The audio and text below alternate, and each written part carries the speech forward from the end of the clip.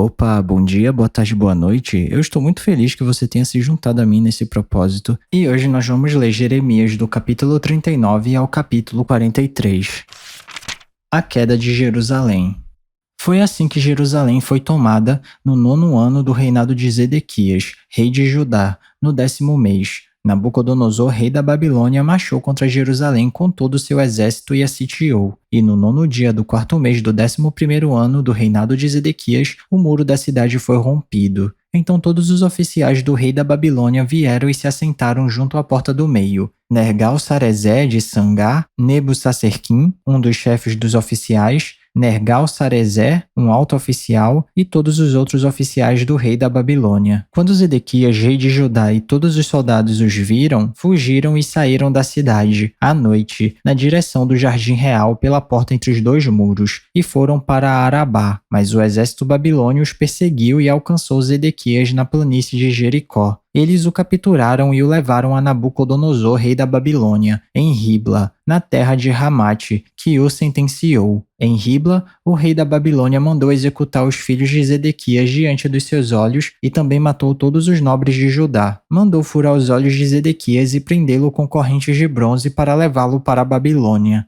Os babilônios incendiaram o palácio real e as casas do povo e derrubaram os muros de Jerusalém. Nebuzaradã, o comandante da guarda imperial, deportou para a Babilônia o povo que restou na cidade, junto com aqueles que tinham se rendido a ele, e o restante dos artesãos. Somente alguns dos mais pobres do povo, que nada tinham, Nebuzaradã deixou para trás em Judá, e naquela ocasião ele lhes deu vinhas e campos. Mas Nabucodonosor, rei da Babilônia, deu ordens a respeito de Jeremias a Nebuzaradã. Vá buscá-lo e cuide bem dele. Não o maltrate, mas faça o que ele pedir. Então Nabuzaradã, o comandante da guarda imperial, Nebuzasban, um dos chefes dos oficiais, Nergal-Sarezer, um alto oficial e todos os outros oficiais do rei da Babilônia mandaram tirar Jeremias do pátio da guarda e o entregaram a Gedalias, filho de Aicã, filho de Safã, para que o levasse à residência do governador. Assim Jeremias permaneceu no meio do seu povo. Enquanto Jeremias esteve preso no pátio da guarda, o Senhor lhe dirigiu a palavra. Vai dizer a Ebed-Meleque, o etíope: assim diz o Senhor dos Exércitos, Deus de Israel: estou prestes a cumprir as minhas advertências contra esta cidade, com desgraça e não com prosperidade. Naquele dia, elas se cumprirão diante dos seus olhos, mas eu o resgatarei naquele dia, declara o Senhor. Você não será entregue nas mãos daqueles a quem teme. Eu certamente o resgatarei. Você não morrerá à espada, mas escapará com vida porque você confia em mim, declara o Senhor. Capítulo 40. A libertação de Jeremias. O Senhor dirigiu a palavra a Jeremias depois que o comandante da guarda imperial Nebuzaradã o libertou em Ramá. Ele tinha encontrado Jeremias acorrentado no meio de todos os cativos de Jerusalém e de Judá que estavam sendo levados para o exílio na Babilônia. Quando o comandante da guarda encontrou Jeremias, disse-lhe: foi o Senhor seu Deus que determinou esta desgraça para este lugar. Agora o Senhor a cumpriu e fez o que tinha prometido. Tudo isso aconteceu porque vocês pecaram contra o Senhor e não lhe obedeceram. Mas hoje eu o liberto das correntes que prendem as suas mãos. Se você quiser, venha comigo para a Babilônia e eu cuidarei de você. Se porém não quiser, pode ficar. Veja, toda esta terra está diante de você. Vá para onde achar melhor.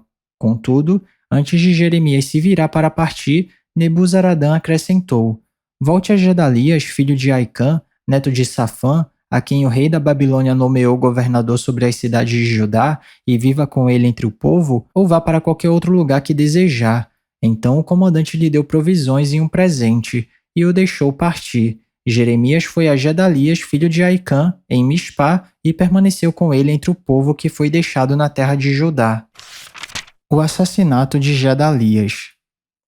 Havia comandantes do exército que ainda estavam em campo aberto com os seus soldados. Eles ouviram que o rei da Babilônia tinha nomeado Gedalias, filho de Aicã, governador de Judá, e o havia encarregado dos homens, das mulheres, das crianças e dos mais pobres da terra que não tinham sido deportados para a Babilônia. Então foram até Gedalias em Mispá. Ismael, filho de Netanias, Joanã e Jonatas, filhos de Careá, Seraías, filho de Tanumete, os filhos de Efai, de Netofate, e Jazanias, filho do Maacatita, juntamente com os seus soldados. Gedalias, filho de Aicã, neto de Safã, fez um juramento a eles e aos seus soldados: não temam sujeitar-se aos babilônios, estabeleçam-se na terra, sujeitem-se ao rei da Babilônia, e tudo irá bem para vocês. Eu mesmo permanecerei em Mispá para representá-los diante dos babilônios que vierem a nós, mas vocês façam a colheita das uvas para o vinho, das frutas e das olivas para o azeite. Ponham o produto em jarros e vivam nas cidades que vocês ocuparam. Todos os judeus que estavam em Moabe, em Amon, em Edom e em todas as outras terras ouviram que o rei da Babilônia tinha deixado um remanescente em Judá e que havia nomeado Gedalias, filho de Aicã, neto de Safã, governador sobre eles. Então voltaram de todos os lugares, para onde tinham sido espalhados, vieram para a terra de Judá e foram até Gedalias em Mispá, e fizeram uma grande colheita de frutas de verão e de uvas para o vinho.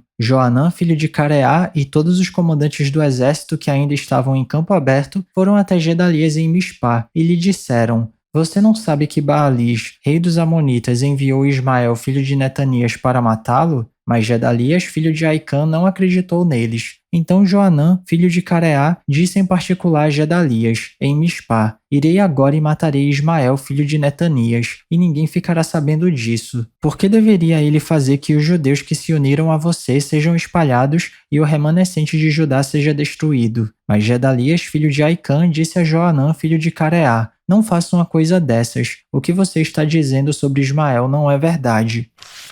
Capítulo 41.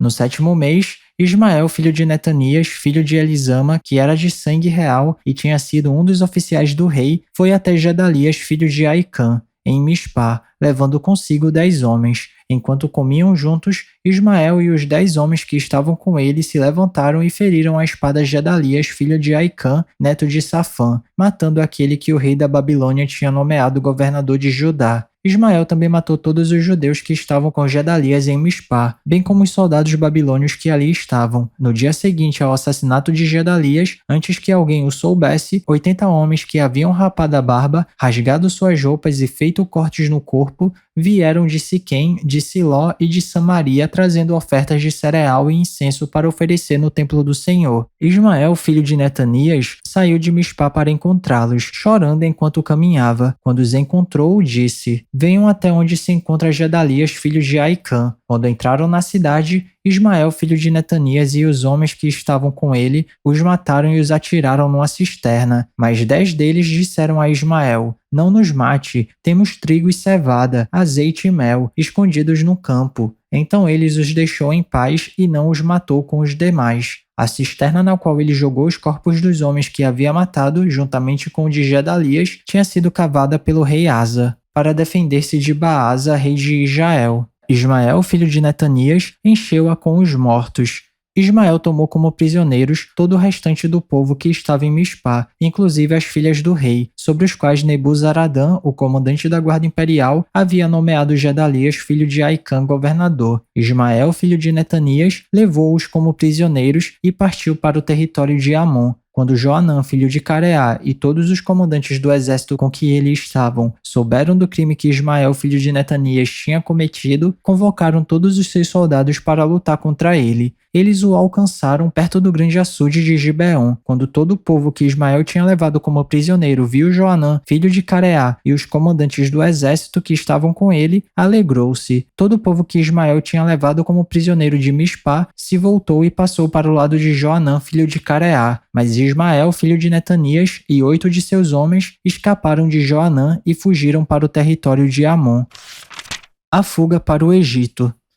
Então Joanã, filho de Careá, e todos os comandantes do exército com que ele estavam, levaram todos os que tinham restado em Mispá, os quais ele tinha resgatado de Ismael, filho de Netanias, depois que este havia assassinado Gedalias, filho de Aicã. Os soldados, as mulheres, as crianças e os oficiais do palácio real que ele tinha trazido de Gibeon, e eles prosseguiram, parando em Jerute-Quimã, perto de Belém, a caminho do Egito. Queriam escapar dos babilônios e estavam com medo porque Ismael, filho de Netanias, tinha matado Gedalias, filho de Aicã, a quem o rei da Babilônia nomeara governador de Judá.